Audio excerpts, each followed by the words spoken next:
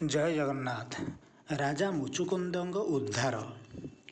ଥରେ ଗର୍ଗମୁନି ନିଜ ଶାଳକଙ୍କ ଦ୍ୱାରା ଅପମାନିତ ହୋଇଥିଲେ।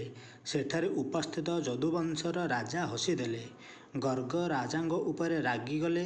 ଯଦୁବଂଶକୁ ଭୟଭୀତ କରାଇବାକୁ ଶିବଙ୍କ ଦ୍ୱାରା ଯବନ ସ୍ତ୍ରୀ ଗର୍ଭରୁ କାଳଯବନକୁ ଜାତ କରାଇଲେ। କାଳଯବନ ଥିଲା ଅତ୍ୟନ୍ତ ଶକ୍ତିଶାଳୀ ଓ ଦୁର୍ଦ୍ଧର୍ଷ। ସେ ଦିନେ ନାରଦଙ୍କୁ ପଚାରିଲା, ପୃଥିବୀରେ କେଉଁମାନେ ସବୁଠୁ ଶକ୍ତିଶାଳୀ? ନାରଦ କହିଲେ, କାଳଯବନ। ଏଥିରେ ଉତ୍ସାହିତ ହୋଇ କାଳଯବନ ଯାଦବମାନଙ୍କ ରାଜ୍ୟ ଆକ୍ରମଣ କଲା।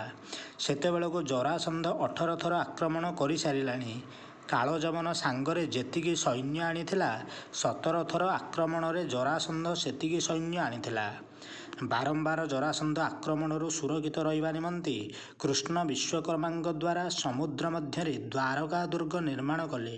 ସୁନ୍ଦର ରାସ୍ତାଘାଟ, ଗଳିକନ୍ଦି, ପଥପ୍ରାନ୍ତ, ବୃକ୍ଷ, ବିରାଟ ଫାଟକ, ନଭଶ୍ଚୁମ୍ବୀ ପ୍ରାସାଦରେ ଦ୍ୱାରକା ବିମଣ୍ଡିତ ହେଲା।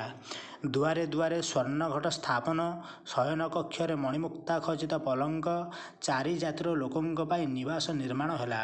ସ୍ୱର୍ଗରୁ ପାରିଜାତ ଆସିଲା। କୁବେର ଧନ ପଠାଇଲେ।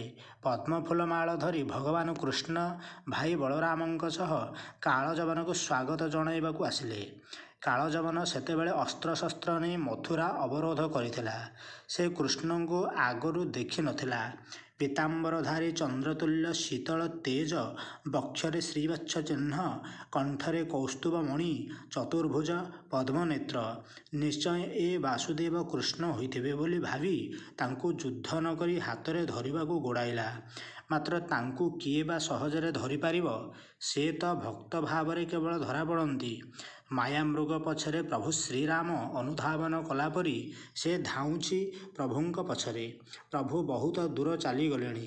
ଧାଇଁଯାଇ ଏକ ପର୍ବତ ଗୁମ୍ଫାରେ ପ୍ରବେଶ କରିଗଲେ। ଯବନ କୃଷ୍ଣ ଯୁଦ୍ଧକୁ ଡରୁଛନ୍ତି ଭାବି ବହୁତ କଟୁକଥା କହି ଭର୍ତ୍ସନା କଲା।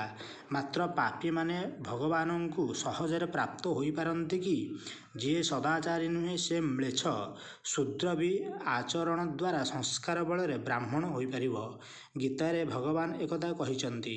ଜନ୍ମରୁ କେହି ମ୍ଳେଚ୍ଛ ନୁହେଁ। ପାପୀ ଯବନ କୃଷ୍ଣଙ୍କୁ ଧରିପାରିଲା ନାହିଁ। ଭଗବାନଙ୍କ ସାନ୍ନିଧ୍ୟ ଏମାନଙ୍କ ପାଇଁ ଦୁର୍ଲଭ।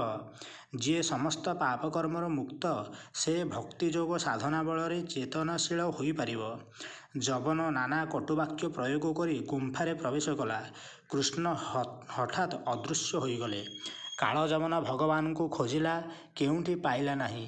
ଦେଖିଲା ଗୁମ୍ଫାରେ ଗୋଟିଏ ଲୋକ ଶୋଇଛି।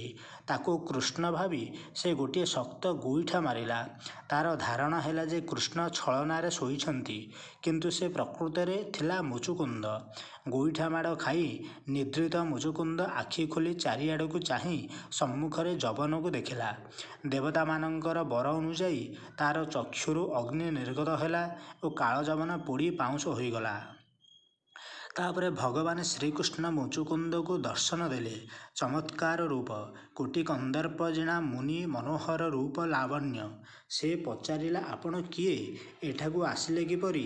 କୋମଳ କମଳ ପୁଷ୍ପତୁଲ୍ୟ ପଦଚାରଣ କରି କଣ୍ଟକିତ ପଥ କିପରି ଅତିକ୍ରମ କଲେ? ଆପଣ କ'ଣ ସେହି ପରମ ପୁରୁଷ ଭଗବାନ? ଆପଣ କ'ଣ ପରମ ଶକ୍ତିଶାଳୀ, ସମସ୍ତ ଦୀପ୍ତିର ମୌଳିକ ଆଧାର? ଏହିଭଳି ଅନେକ ପ୍ରଶ୍ନ ପଚାରିଲା। କାରଣ ସେ ଥିଲା ଜଣେ ଶୁଦ୍ଧ ଭକ୍ତ। ଉପଯୁକ୍ତ ପ୍ରଶ୍ନଗୁଡ଼ିଏ ତା ମନକୁ ଆସିଲା। ଭୌତିକ ବ୍ରହ୍ମାଣ୍ଡରେ ଏପରି ପୁରୁଷ କ'ଣ କେବେ ସମ୍ଭବ?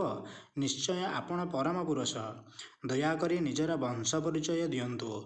ନୀଚ ସ୍ତରର ଲୋକେ ପ୍ରଥମେ ନିଜ ସମ୍ବନ୍ଧରେ କହି ପକାନ୍ତି, କିନ୍ତୁ ଉଚ୍ଚ ସ୍ତରର ଭକ୍ତ ଭଗବାନଙ୍କ ଦର୍ଶନ ପାଇଲେ ନିଜର ଅସ୍ତିତ୍ୱ ଭୁଲି ଯାଆନ୍ତି। ପୂର୍ବରୁ ମୁଚୁକୁନ୍ଦ ଜାଗତିକ ଜଞ୍ଜାଳ ମୋହମାୟା ଭୁଲିଯାଇ ଦେବଗଣଙ୍କ ସେବାରେ ନିଜକୁ ଉତ୍ସର୍ଗ କରିଥିଲେ। ବର୍ତ୍ତମାନ ପରମାତ୍ମାଙ୍କ ଦର୍ଶନ ପାଇ ମୁକ୍ତି ପ୍ରାପ୍ତ ହେଲା। ଶ୍ରୀମଦ୍ ଭଗବଦ୍ ଗୀତାରେ ମୁଚୁକୁନ୍ଦ ଉଦ୍ଧାର ପ୍ରସଙ୍ଗ ବର୍ଣ୍ଣିତ ଅଛି।